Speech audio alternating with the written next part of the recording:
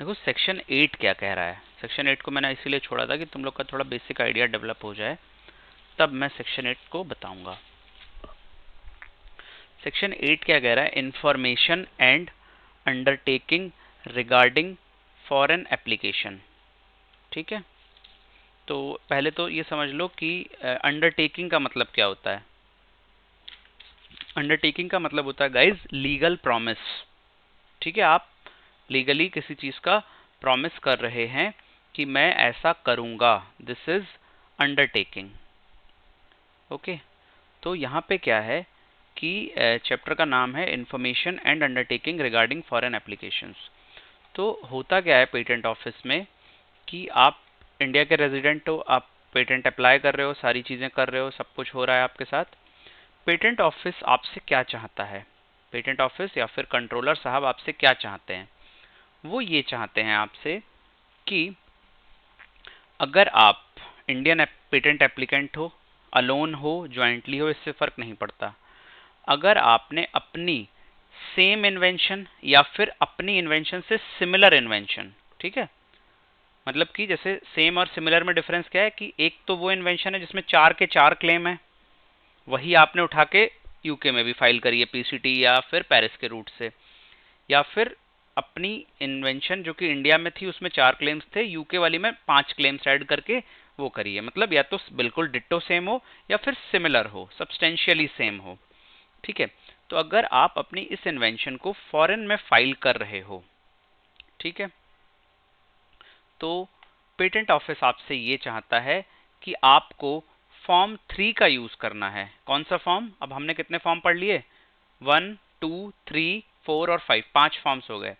Patent office आपसे ये चाहता है कि आप एक फॉर्म, अभी मैं आपको फॉर्म 3 भी दिखाऊंगा, आप एक फॉर्म 3 लो, वो फाइल करो और अपनी फॉरेन एप्लीकेशन की जो भी डिटेल्स हैं उनके बारे में पेटेंट ऑफिस को बताओ।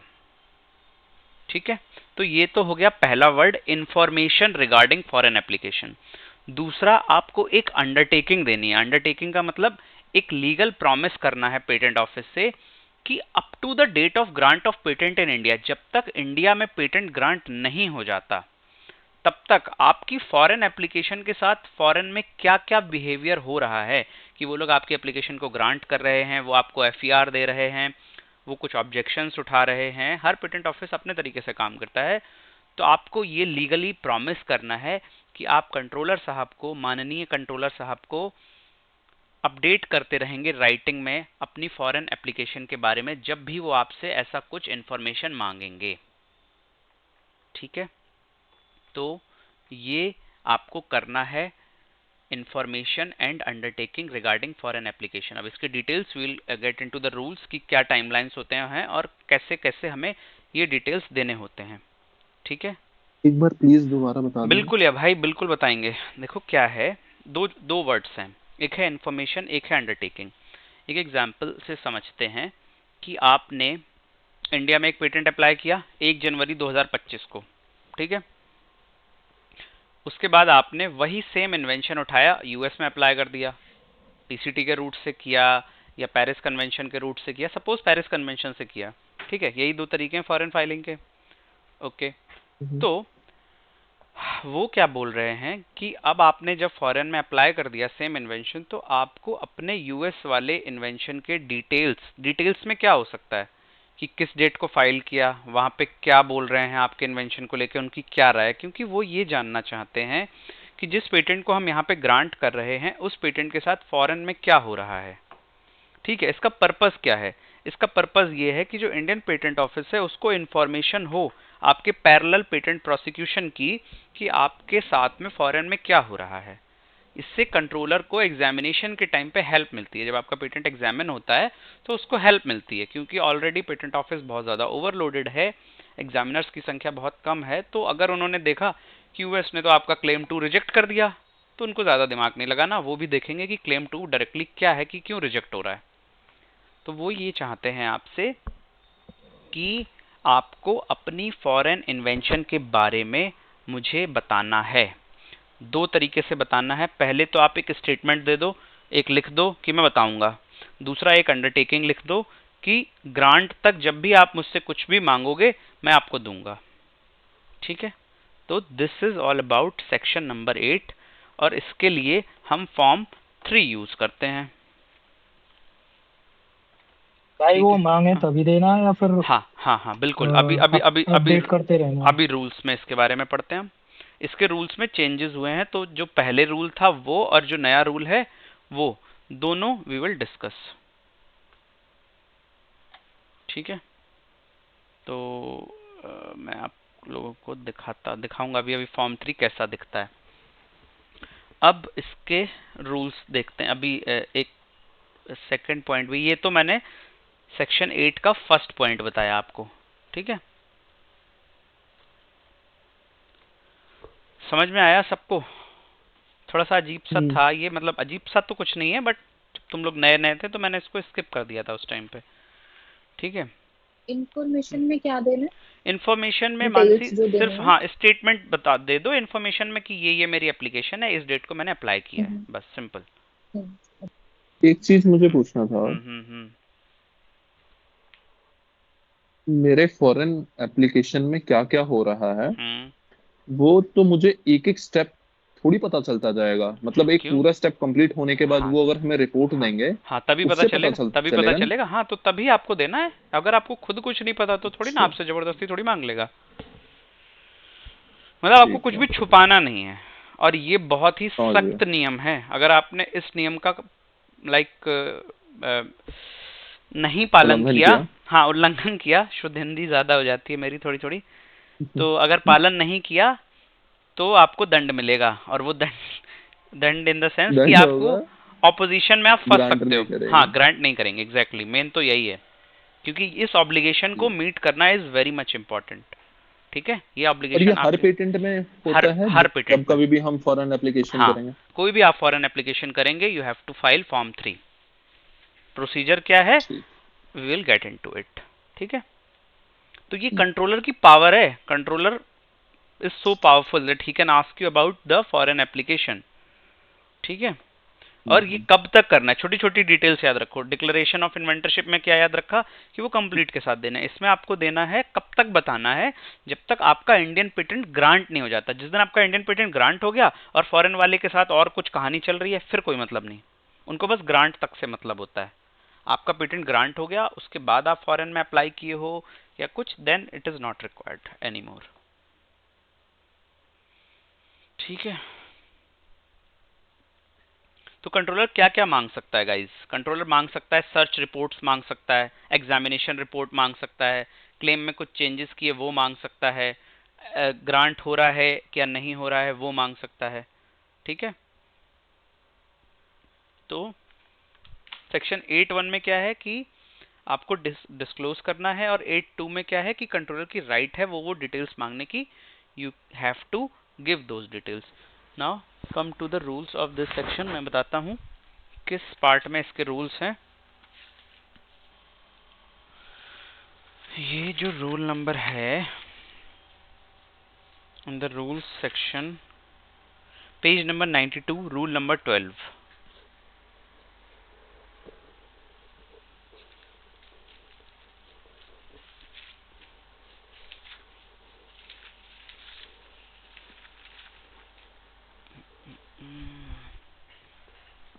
ओपन कर लिया सबने? पहला रूल पढ़ दो कोई एक लोग। पेज नंबर कौन सा था? Page number 92, 92। Rule number 12। तब तक 12 मैं का 1। 12 का 1, एनीवन प्लीज रीड। ये आपको पता है जो भी उसमें लिखा है? The statement and undertaking required to be filed by an applicant hmm for a patent under subsection 1 of hmm, section 8 shall be made in form 3। हाँ, ये तो बताया आपने। पता है। ठीक हम्म। है, फिर 1A पढ़ो। The period within which the hmm applicant shall hmm file the statement and undertaking under subsection 1 of section 8 shall be hmm, 6 months from the date of filing the application। बताओ समझ में आ गया मतलब क्या कह हाँ, रहा है? 6 महीने के ठीक है, अंदर अंदर आपको फाइलिंग एप्लीकेशन डेट से छह आपको महीने के अंदर अंदर ये अंडरटेकिंग हमें दे देना है। अंडरटेकिंग और स्टेटमेंट हमें देना है बाय यूजिंग फॉर्म नंबर 3। ठीक है? अच्छा, अगर हमने फाइल करा ही नहीं है तब तो कुछ नहीं है ऐसा नहीं देना? नहीं, बिल्कुल नहीं देना। ठीक है। ठीक है, उसके बाद क्या है, एक्सप्लेनेशन क्लॉज में क्या लिखा हुआ है? एक्सप्लेनेशन क्लॉज में ये लिखा है, for the purpose of this rule the period of 6 months in case of an application corresponding to international application in which India is designated shall be record from the actual date on which the, ये तो बार बार अब हम समझ रहे हैं, declaration of इन्वेंटरशिप में भी हमने यही देखा था, प्रूफ ऑफ राइट में भी हमने यही देखा था कि अगर इंटरनेशनल एप्लीकेशंस की बात है तो 6 महीने कब से काउंट करोगे? जब आपने इंडिया में एक्चुअली अप्लाई कर दिया। ऑब्वियसली ऐसा ही होगा। मैं कह रहा था हम्म इसमें बोला गया है कि हम्म जो हमने इंडिया में फाइल करा हुआ है हम्म उस फाइलिंग डेट से 6 महीने के अंदर हमें हम्म हम्म ये स्टेटमेंट और अंडरटेकिंग देना होता है। हम्म, ठीक ठीक है। है ठीक है। और ये तभी देना होता है जब हम फॉरेन में हम्म सेम या सिमिलर एप्लीकेशन को फाइल कर रहे होते हैं। हम्म ठीक है। हम्म तो अगर हमने पीसीटी फाइल करा है, हम्म अच्छा, फाइलिंग डेट के 6 महीने बाद। समझे नहीं? जैसे वो क्या बोल रहा है, वो ये बोल रहा है गाइज, देखो उसके कहने का मतलब ये कि अगर कोई बंदा इंडिया में अप्लाई कर रहा है, ठीक है, इंटरनेशनल एप्लीकेशन के थ्रू, तो उसको भी फॉरेन एप्लीकेशन की डिटेल्स देनी है। जैसे यूएस का कोई बंदा है, उसने यूएस में फाइल कर लिया, फिर उसने इंडिया में फाइल किया। अब वो बंदा अपनी फॉरेन एप्लीकेशन, उसकी फॉरेन एप्लीकेशन क्या होगी? अगर उस बंदे ने इंडिया के साथ साथ यूके में भी अप्लाई किया है, जापान में भी अप्लाई किया है, तो वो उसकी फॉरेन एप्लीकेशन हो गई ना इंडियन पेटेंट ऑफिस के लिए। तो उसकी डिटेल्स भी उसको देनी पड़ेंगी विद इन 6 months। रूल्स तो सारे सेम है ना सबके लिए? नहीं, आप इंडिया के उससे बताओ। मैं नहीं समझ पाया। देखो, मैं इंडियन हूँ। तुम बताओ मैंने इंडिया तुम्हें में क्या फाइल समझ में करा आया। है। ठीक है। मैंने इंडिया में फाइल करा है। हम्म, 1 जनवरी 2025 को इंडिया में फाइल करा है। ठीक है। ठीक है। हम्म और इनके अकॉर्डिंग क्या है कि मैंने 1 जनवरी को फाइल करा है, हम्म तो 6 मंथ मतलब 1 जून तक हम्म मुझे ये 1 जुलाई एप्लीकेशन तक। देना है। 1 जुलाई तक, सॉरी। ठीक। ठीक है, देना है। और मुझे ये पता चला कि मुझे यूएस में फाइल करना है या नहीं, ये मुझे पता चला अगस्त को। 1 अगस्त को मुझे समझ में आया कि नहीं, मैं यूएस में भी फाइल करता हूँ। हम्म ठीक है। हम्म तो 6 महीने बीत चुके हैं। अच्छा, आपका ये क्वेश्चन है। ठीक है, तो उस केस में आपको फॉर्म 3 में सिर्फ ये लिख देना है कि मैंने अभी तक ऐसी कोई इन्वेंशन नहीं की है। That's it. फॉर्म 3 में, समझ गया। फॉर्म 3 में देखो, फॉर्म 3 दिखाता हूँ। भाई 150 क्वेश्चन समथिंग, मेरा भी है। हाँ हाँ 153 में। हाँ, एक बार व्हाट्सएप चेक करो गाइज। मेरा क्वेश्चन सुन लो भाई तब तक। बिल्कुल बिल्कुल, बोलो भाई। भाई पीसीटी का जो ड्यूरेशन था हम्म नेशनल फेज आने तक का, वो हम्म 30 मंथ्स का था ना? था। तो भाई वो हम्म, पूरी प्रोसेस में इतना टाइम लग जाएगा, फिर 6 महीने वाला क्या सिस्टम है? देखो यही मैं समझाने की कोशिश कर रहा हूँ राकेश, कि 30 महीने के बाद आप क्या करते हो। जैसे सपोज तुम यूएस के रेजिडेंट हो, तुमने यूएस में अप्लाई हम्म किया 1 जनवरी 2023 को। सब लोग समझो आराम से, हम्म ये सब चीजें थोड़ी हैं ट्रिकी, कोई प्रॉब्लम नहीं। 1 जनवरी 2023 को तुमने अप्लाई किया, कोई प्रॉब्लम नहीं। तुमने 12 महीने में ये डिसाइड कर लिया कि मुझे पीसीटी फाइल करनी है। तुमने 1 जून 2023 को पीसीटी फाइल कर ली, ये सोच के कि मैं इंडिया में भी अप्लाई करूंगा, मैं जापान में भी अप्लाई करूंगा, ये सारी कहानी हुई। फिर 16 महीने में तुम्हें आईएसआर मिली, 18 महीने में पब्लिकेशन हुआ, 22वें महीने में ऑप्शनल स्टेप्स थे वो किए तुमने, और 30वें और या फिर 31वें महीने में तुमने इंडिया में आके अप्लाई किया। समझ में आई मेरी बात? तो अब वो ये कह रहे हैं कि जिस दिन एक्चुअली इंडिया में आके अप्लाई करोगे, उस दिन से 6 महीने काउंट होंगे। अच्छा। यही बात प्रूफ ऑफ तो राइट में भी लिखी थी। हाँ यही बात उल्टी भी सेम है, मतलब इंडिया से अगर कोई बाहर अप्लाई करेगा हाँ, इंडिया तो से उस अगर केस में उसकी पीसीटी की जो प्रोसेस पूरी हो जाएगी। हाँ हाँ, तो वो उससे हमें मतलब ही नहीं है ना, वो वहां के, अब वो यूएस में कर रहा है, यूएस में क्या टाइमलाइन है उससे हमें क्या मतलब। अच्छा। अब समझ आ गया मुझे एक चीज। मैं ये कंफ्यूज था मैं समझ कि गया जहां तुम्हारा। पर उसने पहले फाइल करा ना, हाँ हाँ हाँ। वहां की डेट से 6 महीने, लेकिन ऐसा नहीं है। नहीं। जहां पर वो हम्म फॉरेन में जो फाइल कर रहा है, हम्म जैसे कोई यूएस का आदमी है, उसने जब इंडिया में फाइल करा, उसके विद इन 6 मंथ उसको ये बताना होता है कि जी देखो, हाँ मैंने यूएस में ऑलरेडी फाइल कर हाँ रखा है हाँ। और उसका इतना प्रोसीजर हो ये गया है। हाँ, उसका इतना प्रोसीजर हो गया है, या फिर अब मैं पीसीटी के रास्ते से फ्रांस में अप्लाई कर रहा हूँ या जहां पे भी अप्लाई कर रहा हूँ, तो वो बताना है। और जो मैंने फोटो भेजी है उसमें देखो क्या लिखा है। जो तुम नीरज ने ये बोला था कि अगर मैंने 6 महीने के अंदर अंदर ही ये देना है, फाइलिंग डेट से 6 महीने के अंदर अंदर ही हमें फॉर्म 3 देना है, और अगर मैंने 6 महीने में ये डिसाइड ही नहीं किया है कि मुझे फॉरेन फाइलिंग करनी है, तब मैं क्या करूंगा?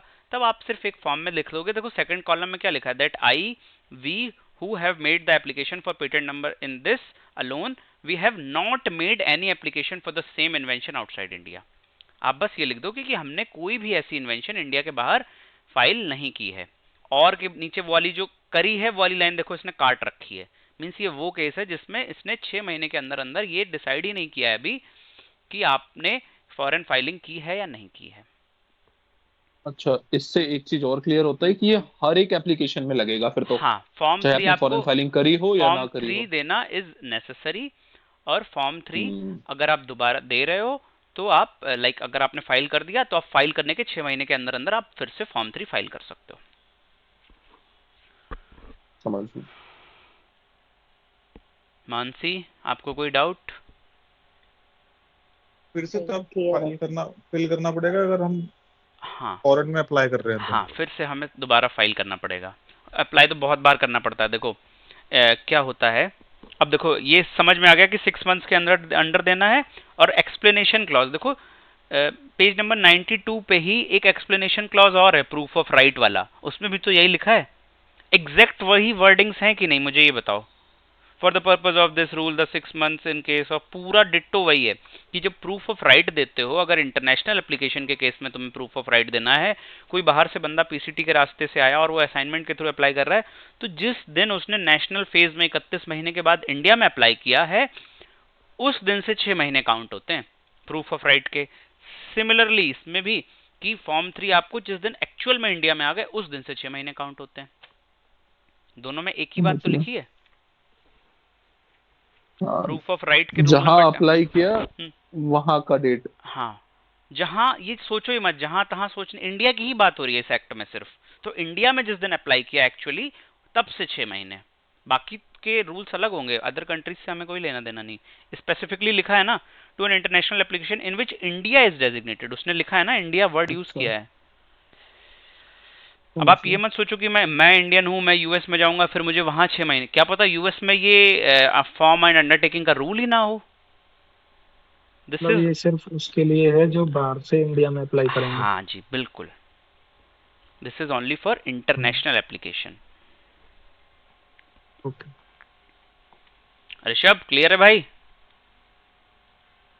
हाँ भाई। ओके, फिर रूल नंबर 12(2) की बात हो रही है। वो क्या बोल रहा है, the time with in which the applicant for a patent shall keep the controller informed of the details in any country in the shall be 3 month. देखो एफईआर के बारे में सबको पता है, इसीलिए मैंने वो फ्लो डायग्राम बताया था जिससे बेसिक आइडिया रहा है। एफईआर एवरीवन नोज, जब भी एग्जामिनेशन होता है तो उसके बाद आपको एक एग्जामिनेशन रिपोर्ट मिलती है जिसको हम फर्स्ट एग्जामिनेशन रिपोर्ट कहते हैं। और उस एग्जामिनेशन रिपोर्ट के अंदर क्या क्या होता है, उस एग्जामिनेशन रिपोर्ट के अंदर सारी की सारी डिटेल्स होती हैं कि आपके पेटेंट में क्या क्या प्रॉब्लम्स हैं।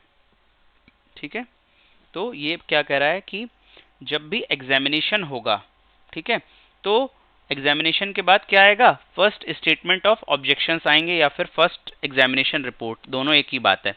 फर्स्ट स्टेटमेंट ऑफ ऑब्जेक्शन या फर्स्ट एग्जामिनेशन रिपोर्ट दोनों ही एक ही बात है। तो आपको उसके 3 मंथ्स के अंडर फॉरेन एप्लीकेशन की डिटेल्स फिर से देनी पड़ेंगी। नहीं समझ आया? एफईआर इशू, मतलब एफईआर, हम्म हाँ एफईआर जब आ जाएगी हम्म, उस डेट से 3 मंथ्स के अंदर फिर से देना है। फिर से देना, फिर से फॉर्म 3 फाइल करो और उनको बताओ कि हम्म, एफईआर आने के 3 महीने के बाद अंडर अंडर क्या आपकी फॉरेन एप्लीकेशन में कुछ चेंजेस हुए। अगर नहीं हुए तो बता दो okay. There are no changes. अगर कुछ चेंजेस हुए हैं फॉरेन में तो कोई मतलब फॉर्म जो भी आपको इन्फॉर्मेशन देनी है ना, बार बार फॉर्म 3 बार बार भरना पड़ेगा। तो ये टाइमलाइन बता रहा है, इस टाइम देना है, इस इस टाइम टाइम देना देना, है, इस टाइम ऐसे। देना है, बिल्कुल। और देना तब है जब वो डिमांड करे नहीं, कंट्रोलर। ये शेल कीप द, देखो इसमें लिखा है shall keep the controller informed of the detail, ये देना ही देना है, ये इस पे कंट्रोलर मांगेगा नहीं, जब भी एफआईआर आएगी उसके 3 मंथ्स के अंडर अंडर देना ही देना है। बट अभी तो आपने बोला था अगर वो हम्म। मांग रहा है तो देना हाँ, पड़ेगा। देखो वो नेक्स्ट क्लॉज में है, ये ऑब्लिगेशन है ओके। कि एफआईआर के 3 महीने के अंदर बाद देना ही देना है, वो मस्ट है। वो मस्ट है, ये you have to, like this is the obligation. Wordings देखो, okay. The time with in which the applicant for shall keep the controller informed, controller को बताना ही बताना है, ठीक है। ओके। ओके, ये हो गया। एक बार फिर रूल नंबर कौन सा था ये? रूल नंबर 12 सब रूल 2। हाँ, ओके, गॉट इट। देखो एक चीज और मैं तुम लोग को बताता हूँ, अब तुम लोग थोड़े प्रो हो गए हो तो अब मैं ये सारी बातें कर सकता हूँ। क्या हुआ है, अभी कल हमने ये चीज डिस्कस की थी कि क्या डिस्कस किया था मैंने कल, कि रूल्स में अमेंडमेंट्स आसानी से किए जा सकते हैं, ठीक है। तो 2023-24 की जो साइकिल थी उसमें पेटेंट रूल्स में बहुत सारे अमेंडमेंट्स किए गए थे गाइज, बहुत सारे, लाइक कम से कम 20-25 रूल्स में अमेंडमेंट्स किए गए थे। तो जिस साल मैंने एग्जाम दिया है इसी साल 25 में, तो उस साल उनमें से कुछ चीजें पूछी गई क्योंकि वो चेंजेस हुए ना, तो इस साल भी एक्सपेक्टेड है कि वो उन चेंजेस में से बहुत सारे क्वेश्चंस आएंगे। तो आपको दो चीजें याद रखनी है कि पहले क्या था और अब क्या है। तो जब भी नोट्स बनाना तो इन चीजों का ध्यान रखना। और ये आप कैसे समझोगे, देखो पेज नंबर 92 पे ही सब लोग हो, नीचे लाइन एक खींची हुई है और उसके नीचे बहुत छोटा छोटा छोटा कुछ लिखा हुआ है, दिख रहा है? बहुत ध्यान से देखेंगे सारे लोग। अब सब रूल 2 देखो, सब रूल 2 में जहां ब्रैकेट में 3 मंथ्स लिखा है उसके ऊपर सुपर स्क्रिप्ट में 3 बना हुआ है।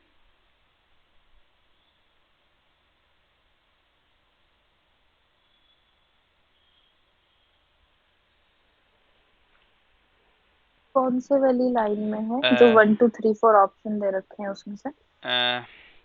पेज 92 12 का जो 2 है हाँ। ना, 12 का rule 2 the time with in which, ये वाला दिख रहा है? उसमें नीचे से दूसरी लाइन में 3 मंथ्स लिखा है ऐसे ब्रैकेट हाँ, लगा 3 के, मंथ्स। और उस 3 मंथ्स हाँ। के ऊपर कॉर्नर में अच्छा। 3 बना हुआ है छोटा सा। हाँ। ये सबको दिखा? कितने लोगो? 5 लोगो ना? ये पहले 6 मंथ था। ये पहले 6 मंथ्स था, ये चेंज हुआ है। अब उस 3 का मतलब नीचे लिखा हुआ है, substituted for 6 months from the date of such filing vide GSR, ये लाइक अमेंडमेंट नंबर है, और ये अमेंडमेंट हुआ है 15/3/2024 को, विद इफेक्ट फ्रॉम 15/3/2024। तो 15/3/2024 से पहले पहले ये जो एफईआर के बाद आपको डिटेल्स देनी है, इसका टाइम 6 महीने था, अब इसको कम करके 3 महीने कर दिया गया है। तो जो अमेंडमेंट वाले रूल्स हैं उनको जरूर हाईलाइट कर लेना, पेन या पेंसिल लेके बैठो और ब्रैकेट में लिख लो कि 2024 अमेंडमेंट है ये।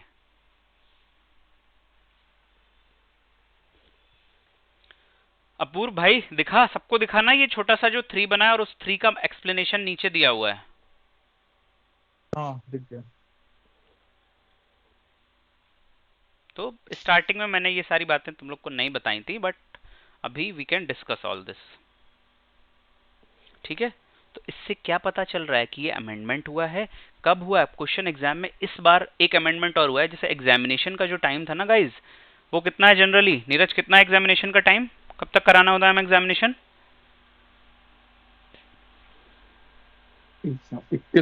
31 मंथ्स। 31 मंथ्स के अंदर अंदर हमें एग्जामिनेशन करवाना होता है ना।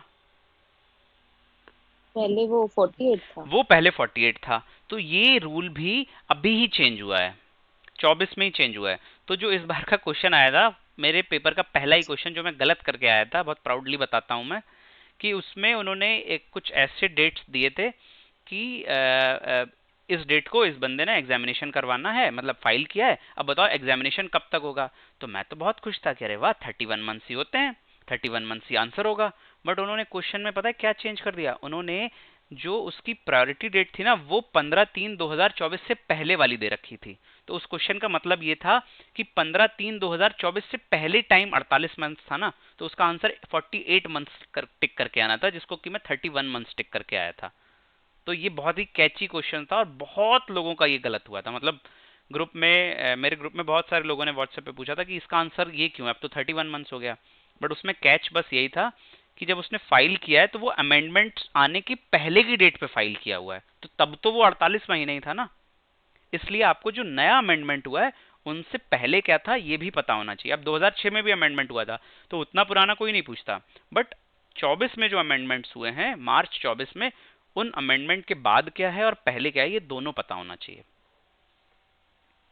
तो हमें वो डेट भी याद रखनी है जब वो अमेंडमेंट हुआ है। 15/3/2024 है, मतलब डेट तो नहीं याद रखनी। हाँ 15 मार्च 2024 से इफेक्टिव हुए हैं ये सारे। नहीं, जैसे हम्म। एग्जामिनेशन वाला जो है उसकी भी डेट याद रखनी है कि कब अमेंड हुआ है। नहीं, वो सारे ही रूल्स 15 को ही अमेंड हुए हैं, एक साथ ही हुए हैं सारे। अच्छा। हाँ, जितने भी अमेंडमेंट्स हुए हैं 15-20 अमेंडमेंट जो भी हम्म। रूल्स में किए गए हैं वो सारे 15 मार्च 2024 से ही इफेक्टिव हुए हैं।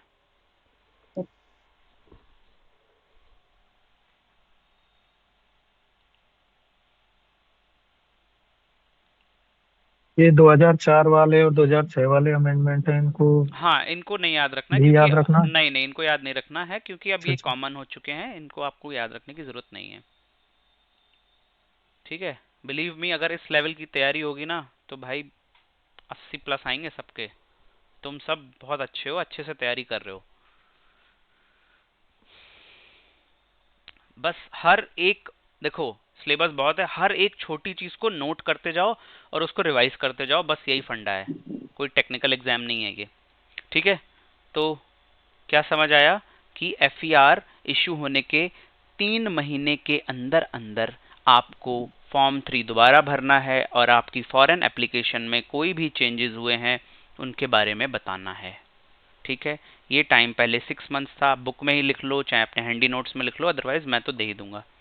उसके बाद आ जाते हैं रूल नंबर 3 पे।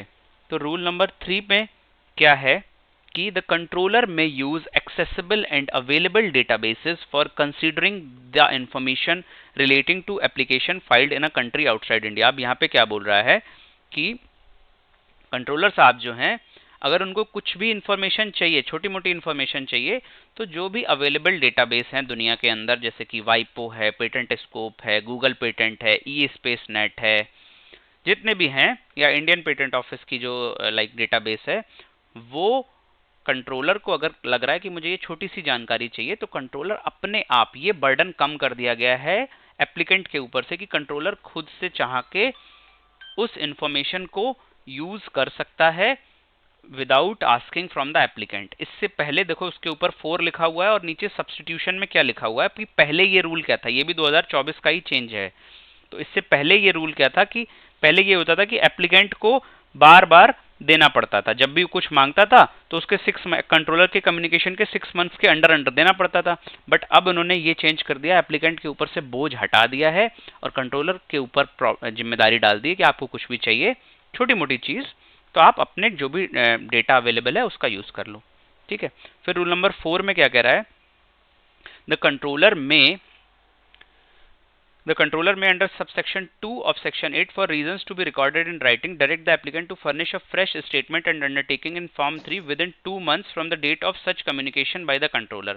अब वो ये बोल रहा है कि अगर इसके अलावा भी कंट्रोलर को कुछ भी और चाहिए, ठीक है, अगर कोई पर्टिकुलर इन्फॉर्मेशन चाहिए लाइक FER के 3 महीने के अंडर अंडर तो देना ही देना है, इसके अलावा भी अगर कुछ भी इन्फॉर्मेशन कंट्रोलर मांग रहा है तो जिस दिन कंट्रोलर ने वो इन्फॉर्मेशन मांगी है उसके 2 मंथ्स के अंदर अंदर आपको इन्फॉर्मेशन देनी है। किसका माइक ओपन है? प्लीज गाइस म्यूट कर लो। ठीक है, ओके। फिर रूल नंबर 5 में क्या है, नॉट विद स्टैंडिंग। ठीक है, फिर क्या बोल रहा है कि फॉर्म 3 अगर टाइम पे नहीं दिया, फॉर्म 3 कब तक देना होता है, 6 मंथ्स तक देना होता है डेट ऑफ फाइलिंग के। तो अगर फॉर्म 3 नहीं दिया है 6 मंथ्स के अंडर अंडर तो 3 महीने का एक्सटेंशन मिल सकता है बाय यूजिंग फॉर्म 4। ठीक है, ओके, समझ आया सबको? देखो हमने क्या क्या पढ़ा, आराम से समझते हैं। पहले में पढ़ा कि फॉर्म 3 देना है अंडरटेकिंग और इस फॉरेन एप्लीकेशन की जानकारी के लिए। दूसरी बार में हमने ये पढ़ा कि फाइलिंग डेट से 6 मंथ्स के अंडर अंडर देना है। फिर हमने उसके एक्सप्लेनेशन में ये पढ़ा कि अगर कोई फॉरेन एप्लीकेशन है तो वो फॉरेन एप्लीकेशन जब इंडिया में एग्जैक्टली फाइल हो जाएगी उसके 6 मंथ्स के अंडर अंडर देना है, ठीक है। फिर हमने ये पढ़ा कि जब FER आती है तो उसके 3 महीने के अंदर अंदर फिर से देना है। फिर हमने ये पढ़ा कि कंट्रोलर खुद से अगर उसको कोई छोटी इन्फॉर्मेशन चाहिए तो कंट्रोलर अवेलेबल डेटाबेस का यूज करके वो इन्फॉर्मेशन ले सकता है। फिर हमने ये पढ़ा कि कंट्रोलर अगर इस सब इन्फॉर्मेशन देने के बाद अगर हमसे कुछ मांगता है कि ये पर्टिकुलर चीज बताओ, जैसे FER वाली चीज तो हमें करनी ही करनी है, वो कंट्रोलर मांगता नहीं है, ये आपका ऑब्लिगेशन है कि आपको अबाइड करना ही है इस रूल से। बट अगर कंट्रोलर कुछ भी मांगता है अपने एंड से तो आपको उसके मांगने से 2 महीने के अंदर अंदर देना है, अगेन फॉर्म 3 फाइल करना है। और लास्ट रूल में हमने ये पढ़ा कि अगर इन सारी चीजों के लिए कभी भी आपको फॉर्म 3 भरते वक्त कोई डिले हो जाए, कोई प्रॉब्लम हो जाए, टाइम एक्सटेंड करवाना हो तो आप 3 महीने का टाइम एक्सटेंड करवा सकते हैं और उसके लिए आपको फॉर्म 4 भरना पड़ेगा। कभी भी टाइम एक्सटेंशन की बात आती है, कोई भी टाइम एक्सटेंड करवाना है पेटेंट ऑफिस में तो हमेशा फॉर्म 4 यूज होता है। फॉर्म 4 याद करना सबसे इजी है, request for extension of time. अच्छा, कल जब हमने फॉर्म 4 पढ़ा था हम्म तब आपने कहा था कि इस फॉर्म से हमें जो एक्सटेंशन मिलेगी वो 1 मंथ की मिलेगी, हाँ जी, बट इसमें कैसे 3 मंथ की मिल रही है? देखो फॉर्म 4 से ये मतलब नहीं है कि आपको एक्सटेंशन 1 महीने की मिलेगी, 3 महीने की मिलेगी, 6, उस पर्टिकुलर इन्वेंटरशिप के लिए सिर्फ 1 महीने की मिलेगी। फॉर्म 4 से आप 3 महीने का टाइम भी बढ़वा सकते हो, 6 का भी बढ़वा सकते हो, 1 का भी बढ़वा सकते हो, 2 का भी बढ़वा सकते हो। बट वो स्पेसिफिक रूल में लिखा है, फॉर्म 4 का सिर्फ मतलब ये है कि टाइम बढ़वाना है। अब कितना बढ़वाना है ये उस काम पे डिपेंड करता है कि किस टाइप का काम है और वो रूल में उस टाइम उस काम के लिए कितना टाइम स्पेसिफाई किया गया।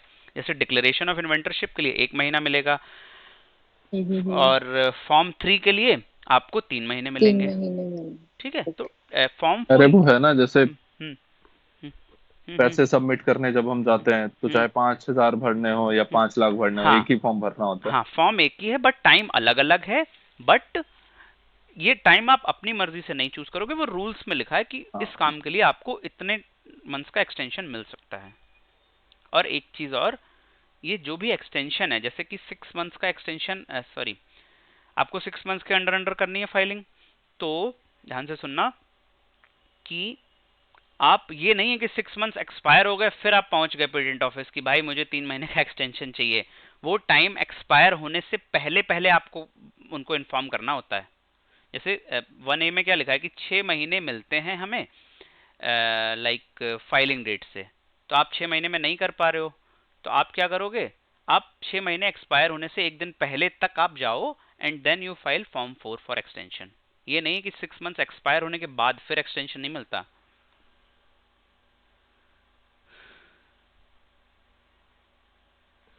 काफी कुछ पढ़ लिया आज आप लोगों ने।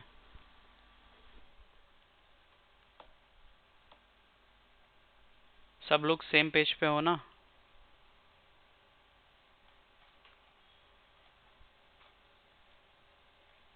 प्लीज हर माइन्यूट डिटेल को नोट करना, वही तुम्हें एग्जामिनेशन में सफलता दिलाएगी।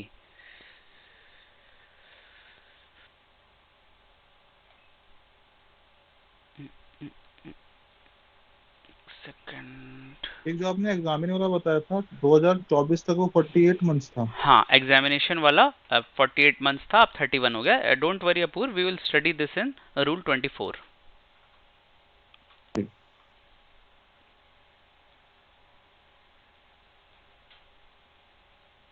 ओके, डिमांड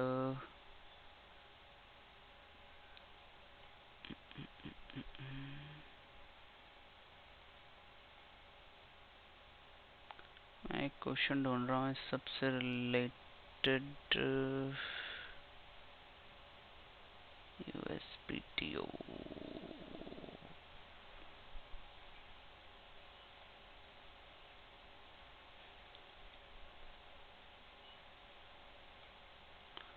अरे ये तो बहुत ही सिंपल क्वेश्चन है, चलो फिर भी मैं देता हूँ। देखो इसी टाइप के क्वेश्चन बेसिक बेसिक आते हैं एग्जाम में, कर ही लोगे तुम लोग सब इसको तो।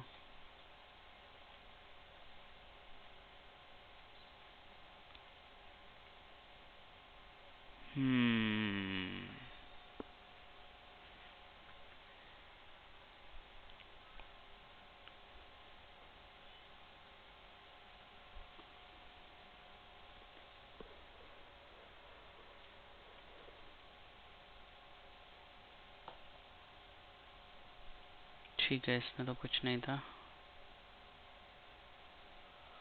ठीक है, अब देखो एक चीज दिखाता हूँ, डरना मत।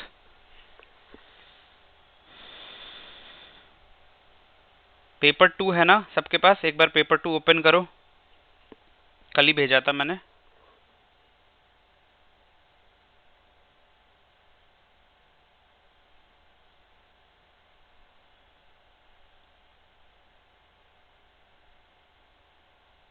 कर लिया ओपन। कर लिया? पहले ही पेज पे पार्ट ए का पहला ही क्वेश्चन कोई रीड करेगा? पेपर 2 का पहला ही क्वेश्चन था ये।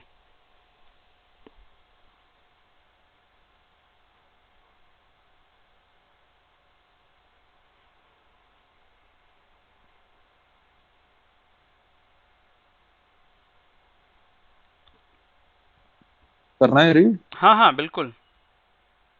Recently, the Patents Rule 2024 has relaxed some burden on the applicant in terms of fulfillment of documents of for filing requirements. information of information and undertaking regarding corresponding for an application with an objective to improve ease of doing business in this aspect. Discuss the amendment in the provisions mentioning relevant section, rules and forms. क्या लिखना था इसमें? ये database वाला है क्या? कैसा database वाला भाई? नहीं नहीं नहीं, डेटाबेस वाला नहीं है। कंट्रोलर। इस क्वेश्चन का यही सारा कुछ लिखना है। सेक्शन 8 फॉर्म 3 फॉर्म 3 और रूल 12। रूल 12। पहले तो सबसे पहले ये बता देना, all this is related to, 2 number फटाफट मिल जाएंगे। Form 3, rule 8, rule number 12। जैसे अभी पूछ रहा था ना राकेश कि रूल भी याद करने हैं, तो रूल नंबर 12 ये तो याद हो गया अभी, मतलब ऑब्वियसली आगे तक भूल भी जाओगे। तो section number 8 is very important. ठीक है, ये बहुत बड़ा ऑब्लिगेशन है आपके ऊपर कि आपको ये करना ही करना है। तो इससे रिलेटेड रूल 12 है और फॉर्म 3 है। तो पहले तो आप ये सब लिख दोगे, फिर उनको बताओगे जैसे क्वेश्चन में ये बोला है उन्होंने कि जो 2024 में अमेंडमेंट हुए हैं एप्लीकेंट के ऊपर से बोझ कम करने के लिए, फॉरेन एप्लीकेशन के रिगार्डिंग इन्फॉर्मेशन देने के लिए, तो वो क्या क्या चेंजेस हुए हैं। तो आप बस यही सब कहानी लिखना स्टार्ट कर देना कि this all is related to ये रूल नंबर, ये सेक्शन नंबर, ये फॉर्म नंबर। पहले तो पहली लाइन में ये डब्बा बना देना बड़ा सा, उसके बाद ये लिख देना कि पहले एफईआर देने के बाद, अपने वर्ड्स में आंसर लिखना शुरू करोगे, पहले एफईआर देने के बाद 6 मंथ्स का टाइम मिलता था, अभी उसको फास्ट करके 3 मंथ्स कर दिया गया है। पहले कंट्रोलर को बार बार इन्फॉर्मेशन देनी पड़ती थी, अब वो अवेलेबल डेटाबेस को खुद से ही यूज कर सकता है। पहले जो कंट्रोलर कुछ भी मांगता था तो हमें 3 मंथ्स में देना होता था, अब वो हमें 2 मंथ्स में देना होता है। तो ये सारी चीजें आप इन योर ओन वर्ड्स लिख दोगे, आपको पूरे 5 में से 5 नंबर मिल जाएंगे। इसलिए मैं कह रहा हूँ अमेंडमेंट 2 मंथ्स में देना होता है। ये जो अंडरटेकिंग वाला है ना, फॉर्म विद इन 2 मंथ्स, ये पहले 3 मंथ्स था, ये इसमें मेंशन नहीं है। This was earlier 3 months. ये किसमें 12 के किसमें है? 12.4 वाला जो है। अच्छा ठीक है, तो बस आप ये आंसर लिखोगे, आपको पूरे में से पूरे नंबर मिल जाएंगे। तो सारे रूल्स लिखने हैं, 12(1), 12(2)। नहीं 12 सारे नहीं लिखने ब्रो, जिसमें चेंजेस हुए हैं सिर्फ वो वाले लिखने हैं। मतलब जो अमेंडमेंट हुआ है ना, उन्होंने पूछा जो अमेंडमेंट किया गया है 24 में, उसके बाद एप्लीकेंट पे क्या बोझा कम हो गया। तो ये जो पहला वाला है ये तो 6 था, ये तो सबको पता है पहले से ही था कि 6 मंथ्स में देना होता है। ये बस बर्डन कम हुआ है कि जो एफईआर के बाद, जो मानसी बता रही थी, एफईआर देने के बाद जो हमें 6 मंथ्स का टाइम मिलता था, अब वो हमें 3 मंथ्स का मिलता है। तो ये प्रोसेस इजी हो गया, ईज ऑफ डूइंग बिजनेस को बढ़ावा दे रहे हैं कि फालतू में टाइम को इतना ना खींचा जाए। जो अमेंडमेंट्स हैं वो ठीक है, तो अमेंडमेंट आप टिक कर सकते हो। 2 वाला अमेंडमेंट है, 3 वाला अमेंडमेंट है, 4 वाला अमेंडमेंट है। अच्छा, इसमें हमें ऐसे भी देना है कि 10 हम्म, 2 में अमेंड हुआ है और वो ये हुआ है, या सिर्फ अमेंडमेंट डाल दें कि सेक्शन 10 में ये अमेंडमेंट हुई है? सेक्शन सब पार्ट 12 देना है? यार देखो वही बात है, अगर सब पार्ट दे दोगे तो कहो 5 में से 5 मिल जाए, और अगर ये बता दो हम्म, कि ये सब ऑलरेडी रिलेटेड टू सेक्शन 12 है तो कहो 5 में से 4.5 मिल जाए। ऑब्वियसली अगर ओके। ये भी बताओगे कि 12 2 में हुआ है तो बहुत ही बड़ी बात होगी ना, फिर तो इतना याद रखना। बट जनरली जितने भी एक्सपीरियंस लोगों से मैंने बात की है, अभी मैंने अपनी रिटर्न कॉपी के लिए भी अप्लाई किया है, तो होपफुली वो भी मिल जाएगी मुझे, उसकी पीडीएफ आंसर शीट मेरी, तो मैं भी देख पाऊंगा कि कैसे मार्किंग होती है। ठीक है, तो अगर आप बस देखो सेक्शन नंबर, अब रूल के सब रूल तो याद रखना इम्पॉसिबल है कि 12(1) में क्या है, 12(2) में, बट हाँ ये तो पता होना चाहिए ना कि 12 रूल में क्या है। या फिर अगर कोई ये बोल दे कि रूल नंबर सेक्शन नंबर 8 से रिलेटेड रूल्स क्या क्या हैं, तो भले ये ना याद हो कि रूल 12 है वो, बट रूल्स तो पता ही होने चाहिए ना कि रूल्स रिलेटेड टू फॉर्म 3, तो ये तो पता ही होना चाहिए। तो जब भी आपको पेपर 2 में क्वेश्चन पूछा जाएगा तो वो सबसे इंपॉर्टेंट चीज होती है फॉर्म्स। फॉर्म तो याद होना ही होना है, बाकी रूल्स और सेक्शंस अगर याद हैं तो अच्छे मार्क्स मिलते हैं जनरली, नहीं याद है तो भाई फिर तो कोई बात ही नहीं, गलत मत लिखना, बट आंसर तो लिख ही देना। ठीक है, कॉन्सेप्ट तो पता होना ही चाहिए। तो डर तो नहीं लग रहा किसी को पेपर 2 देख के कि भाई ऑब्जेक्टिव में भी पढ़ना है फिर इसको थ्योरी में भी लिखना है? हो जाएगा, अगर ऑनेस्ट रहोगे, डेली 1 घंटा पढ़ोगे तो हो जाता है। तो थ्योरी में हमें जरूरी है लीगल लैंग्वेज में लिखना? अपनी नहीं लैंग्वेज में नहीं भी तो लिख नहीं, सकते हैं। बिल्कुल अपनी लैंग्वेज में ही लिखना है, लीगल लैंग्वेज तो अच्छा। सवाल ही नहीं उठता, हम हाँ, कैसे फिर याद तो रखेंगे। आसान हो जाएगा ना हाँ, लिखना। अपने लैंग्वेज में लिखना है, कॉन्सेप्ट सारे पता होने चाहिए, उसको बस अपने हम्म। शब्दों में आप लिख दें। हम्म, देखो 2023 में इतना इजी क्वेश्चन आया था, बहुत मतलब 50 नंबर का पेपर तो बहुत ही इजी होता है।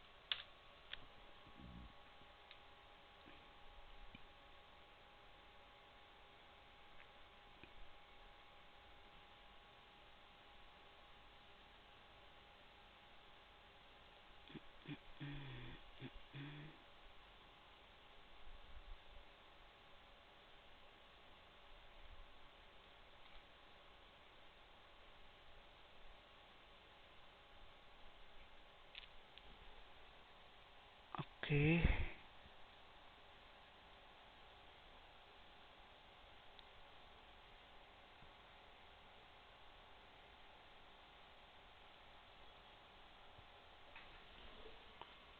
सबने आंसर कर दिया, सी सी सी, ठीक है, गुड।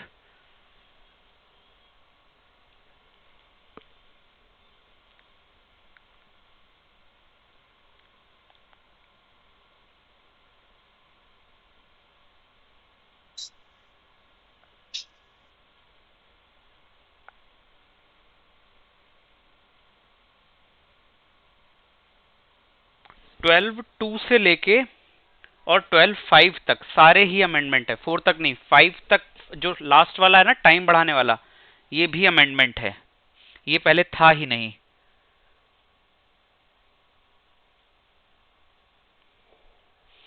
पहले सिर्फ 3 तक ही था और 3, 4, 5 एक साथ ऐड किए गए हैं।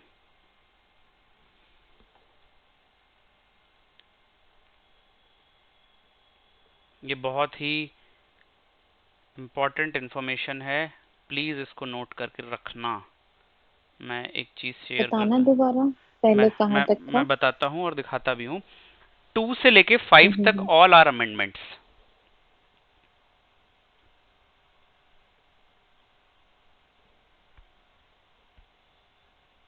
ओके, देखो ये है अमेंडमेंट की फाइल, पेटेंट अमेंडमेंट रूल्स। ठीक है, ये ऑफिशियल गैजेट में आते हैं और ये मैं तुम लोग को दिखाता भी हूँ कि इसको कैसे पढ़ना है। बाकी जो आगे के रूल्स भी जो चेंजेस होंगे तो यू गाइस कैन, मैंने जब तैयारी की थी तो इसमें जितने भी चेंजेस थे उनको एक लाइक 4-5 पेजों में इकट्ठा लिख लिया था, क्योंकि अमेंडमेंट से इस साल बहुत क्वेश्चंस आए थे और जनरली आते हैं अमेंडमेंट से क्वेश्चंस। अमेंडमेंट रूल्स, स्क्रीन दिख रही है? नहीं, हाँ हाँ, अब हो गई। देखो इसको कैसे पढ़ते हैं, ये जो इसको बोलते हैं ड्राफ्ट्स। ठीक है, गैजेट ड्राफ्ट। देखो कहाँ पे मिलेगा तुम्हें ये सब कुछ कहानी, ये बुक में छोटा छोटा इन्होंने दे रखा है। फीस में बहुत सारे चेंजेस हुए हैं, पहले तो वो थे, तो that I will tell you. देखो फीस सारी याद नहीं रखनी, बट जिनमें चेंजेस हुए हैं वो याद रखने हैं। देखो दिख रहा है, अब ये इंग्लिश वाला पार्ट मैंने ओपन कर लिया। 15 मार्च 2024 ये तारीख याद रखनी है। ठीक है, डिपार्टमेंट ऑफ, ये इस डिपार्टमेंट के अंदर आता है, मिनिस्ट्री ऑफ कॉमर्स के अंदर आता है पूरा पेटेंट का जितना भी है। देखो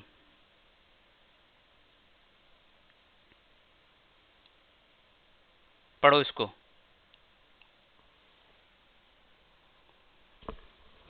दिख रहा है?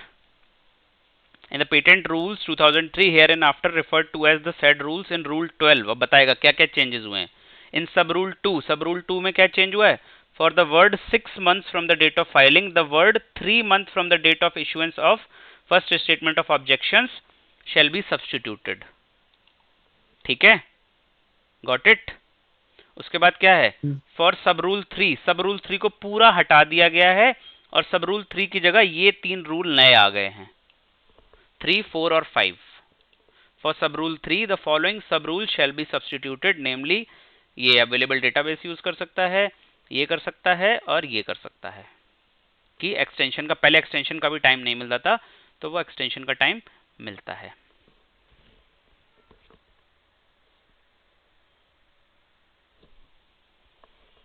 ठीक है,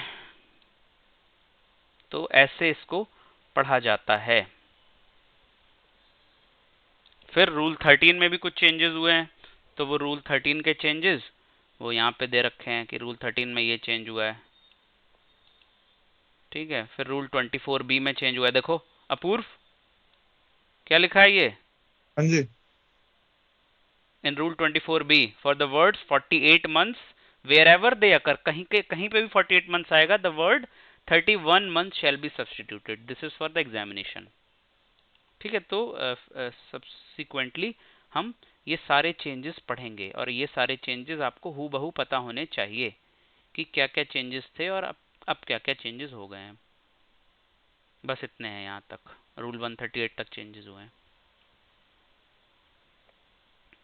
3-4 पेज की हैं, ज़्यादा नहीं है। ठीक है, तो बहुत अच्छे से ये वो तैयारी बोला करिए। इसमें चेंजेस हुए हैं, ये वो हैं जिसमें चेंजेस हुए हैं बस। इम्पोर्टेंट है ना फिर। हाँ बिल्कुल। ठीक है, तो आपको ये सारे चेंजेस पता होने चाहिए। Will subsequently read about all the changes और पहले क्या था। तो ये सब चेंजेस वो ऑफिशियल गैजेट के थ्रू बताएंगे? ऑफिशियल गैजेट के थ्रू बताते हैं ये लोग। इसमें क्योंकि रूल्स में चेंजेस हैं तो हमें कोई पास वास नहीं करवाना। ठीक है, एक्ट में भी चेंजेस हुए थे, जन विश्वास एक्ट ऐड हुआ था, तो वो फिर हमें लोकसभा और राज्यसभा से पास करवाना पड़ा था, तो वो जब आएगा तब हम पढ़ेंगे। ठीक है, अभी मैं शेयरिंग स्टॉप कर रहा हूँ। एक बार ये जो गजट है आप इसको देखना।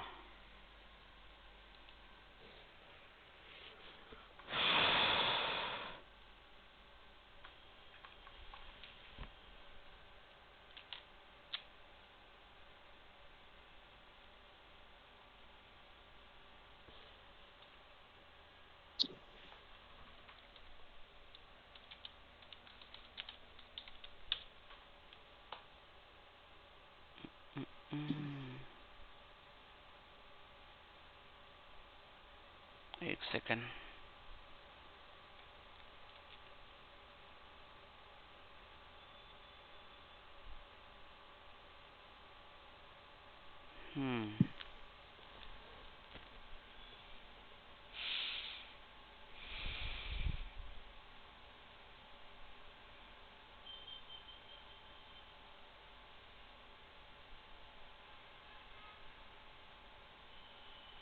ठीक है, किसी को कोई डाउट? तो एक इंफॉर्मेशन है कि इस वीक में एटलीस्ट 3 दिन क्लास होगी शाम के टाइम में 1-1 घंटे की, क्योंकि आप लोग बहुत पीछे हो। सब लोग कंफर्टेबल हैं? हाँ हाँ। हाँ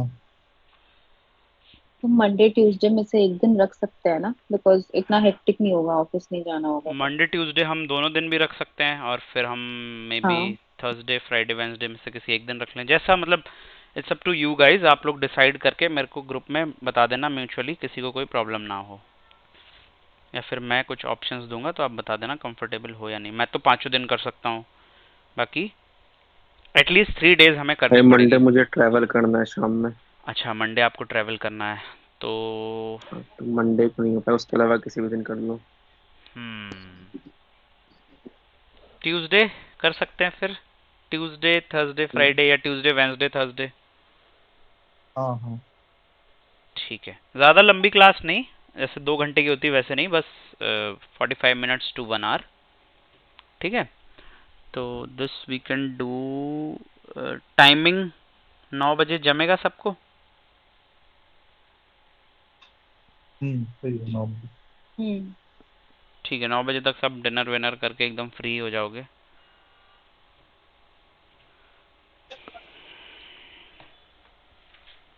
ओके, तो मैं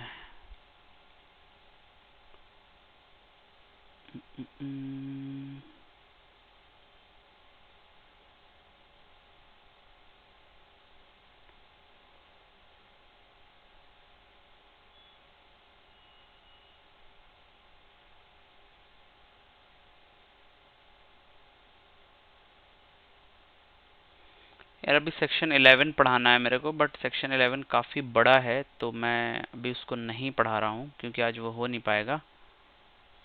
तो तब तक मैं कुछ क्वेश्चंस देता हूँ तुम लोग को, वो ट्राई करो। नेक्स्ट क्लास में आने से पहले सब कुछ रिवाइज करके रखना और शॉर्ट नोट्स बना लेना।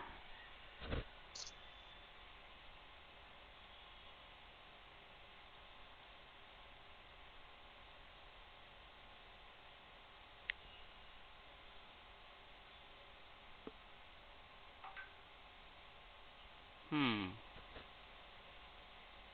हम्म ठीक है।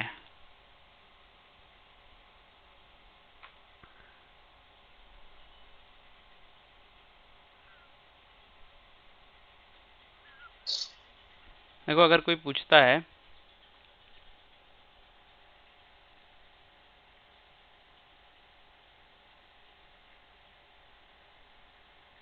सबने आंसर कर दिया इस क्वेश्चन का? ठीक है,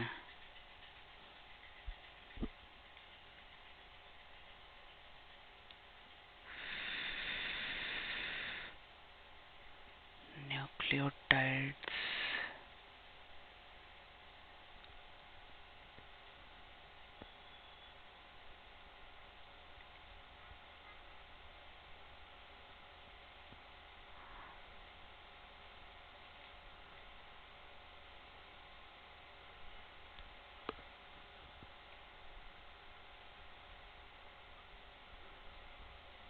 ये आए हुए क्वेश्चन है? जी हाँ सर, Okay. बहुत ही आसान है ना। आसान तब नहीं है जब पढ़ा 100 है में 80-90 लाने हो। तो क्योंकि यही 80-90 आएंगे भी तो तभी। जब पूरे 100 नंबर का पता होगा तब 80-90 आते हैं। वही तो। और अगर 8-10 अभी ये सेक्शन, रिसेंटली पढ़ा है ना, हाँ, और ये अभी हमने रिसेंटली भी इसलिए पढ़े हैं। भूल जाते हैं। हम्म, हाँ, ये तो लाइक 12 महीने के अंदर करना है, ये तो सब एकदम आप टिप्स पे होना चाहिए।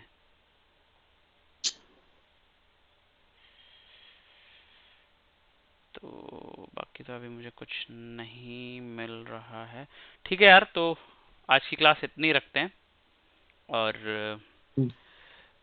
जैसे अभी उसने बोला कि वो ट्रेवल करेगा, तो चलो ठीक है, टेस्ट अभी नहीं लेते हैं। इस चैप्टर में सेक्शन 11 ही बचा है, फिर चैप्टर 3 फिनिश हो जाएगा। ठीक है, तो then we will plan a test for chapter 3 complete with all the forms, all the rules, सब कुछ। ठीक है, और कोई भी एक जन मुझे बता दो अभी तक हमने कितने फॉर्म्स पढ़ लिए और उनके नंबर और उनका एक्सप्लेनेशन। फॉर्म्स याद करते चलना साथ साथ। अभी तक हमने टोटल कितने फॉर्म्स पढ़े हैं 5 मानसी? फॉर्म 5 पढ़ लिए फॉर्म्स पांच। पढ़े हमने। हैं। पहला फॉर्म 1। फॉर्म 1 फॉर्म पढ़ा था 4, हमने, ग्रांट ऑफ फॉर्म 1, पेटेंट के ठीक लिए है, जो एप्लीकेशन होती है। ठीक है, फॉर्म 2 पढ़ा था प्रोविजनल और कंप्लीट ठीक है, स्पेसिफिकेशन का। ठीक है। और फॉर्म 4 एक्सटेंशन के लिए जो रिक्वेस्ट हाँ, डालते कोई हैं। भी एक्सटेंशन लेना है। फॉर्म फॉर्म 3 और आज ही पढ़ा। फॉर्म 5 पढ़ा है। हम्म। हाँ, 5 डिक्लेरेशन ऑफ इन्वेंटर। इन्वेंटरशिप का पढ़ा हम्म। था। हम्म। और 3 तो आज ही पढ़ा है, वो इंफॉर्मेशन और अंडरटेकिंग वाला। Undertaking regarding foreign application. तो हर क्लास के बाद जितने भी हमने फॉर्म पढ़े हम सारे रिवाइज किया करेंगे। मैंने अपने लाइक जहाँ पे भी मैं ऑफिस में काम, ऑफिस बोल रहा हूँ, घर पे काम करता हूँ, अपने सेटअप के आगे पूरे सारे फॉर्म्स को ऐसे चिपका रखा था, तभी वो याद रहते हैं एंड तक। तो डेली डेली उसको रिवाइज, क्योंकि 32 फॉर्म्स पेटेंट एक्ट में हैं और 22-23 फॉर्म डिजाइन एक्ट में हैं, तो ऑलमोस्ट 50-55 फॉर्म्स हैं। ठीक है, चलो गाइस, ट्यूसडे को करते हैं क्लास 9 बजे। Bye everyone. बाय।